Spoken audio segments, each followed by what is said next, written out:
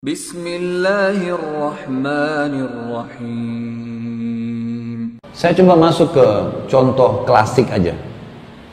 Ada seorang salaful ummah dulu dari kalangan tabi'in. Beliau mengadakan perjalanan perniagaan dari Baghdad, ibu kota Irak, ke Damaskus, ibu kota Syria. Pada saat menuju ke sana, zaman dulu orang mengandalkan cahaya matahari. Kayak kita sekarang lagi terang begini, mereka jalan. Mereka tidak punya penerangan. Nggak ada lampu, nggak ada apa.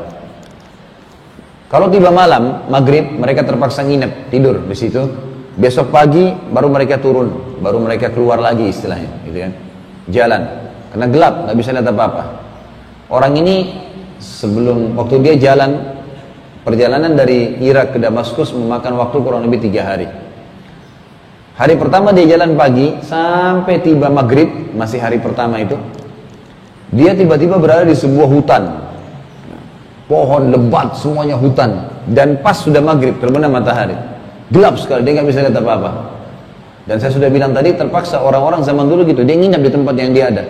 Kalau dia bawa kemah, dia buka kemah, pokoknya dia nginap di situ, nggak bisa bergerak, mau kemana nggak jelas, nanti malah kesasar kemana-mana.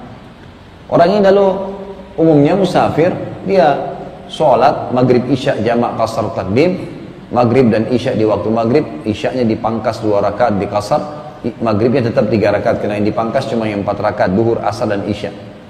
Kemudian ditakdim dimajukan di waktu maghrib, lalu dia coba tidur lah, istirahat. Dia coba paksain dirinya tidur, kemudian di awal malam dia bangun. Awal malam ini kurang lebih kalau kita sekarang jam 11 malam, dia bangun. Waktu dia bangun, dia bilang, dia ceritakan dengan dirinya, saya mau sholat, dia bilang, saya mau sholat. Lalu saya sholat, dia bilang, saya sholat 2 rakaat tahajud, habis wudhu saya sholat. Begitu saya ingin berdiri ke rakaat yang selanjutnya, ini 2 rakaat sudah selesai, mau sholat tahajud yang setelahnya, dia bilang tiba-tiba di depan saya di tengah hutan yang sangat gelap, ada harimau yang meraung dan mengambil gaya seperti akan menyerang saya. Kakinya satu maju, giginya sudah dibuka dan meraung, ingin menerkam saya. Kalau kita bayangkan diri kita di posisi orang ini, tengah malam, sendirian di hutan, harimau sudah di hadapannya tiba-tiba, dan akan menyerang dia. Apa yang akan kita lakukan? Orang ini bilang, saya berkata pada diri saya, kalau saya lari tetap harimau ini akan dapat saya. Matanya lebih terang, malam hari bisa melihat, lebih terang daripada manusia. Kekuatannya lebih besar, dia lebih menguasai lokasi, maka saya nggak bisa lari, dia bilang. Tiba-tiba dia bilang, muncul pengetahuan dan tauhid saya kepada Allah. Lalu saya bilang kepada harimau tersebut, wahai harimau, dia bicara dengan harimau, dia cerita tentang dirinya, dan ulama angkat ini dalam bab akidah, dalam masalah akidah. Dia mengatakan, wahai harimau, kalau seandainya Allah yang telah menciptakan kamu dan saya serta segala sesuatunya mengutusmu untuk memakanku, aku tidak akan melawan, karena aku tahu itu sudah takdirku.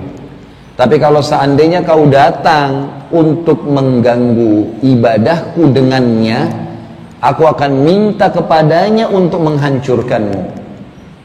Dia bilang, terjadi keajaiban, harimau itu setelah mendengar perkataan saya menundukkan pandangan matanya, yang tadinya ganas tiba-tiba menjadi redup, dan tiba-tiba dia menundukkan kepalanya dan pergi meninggalkan saya.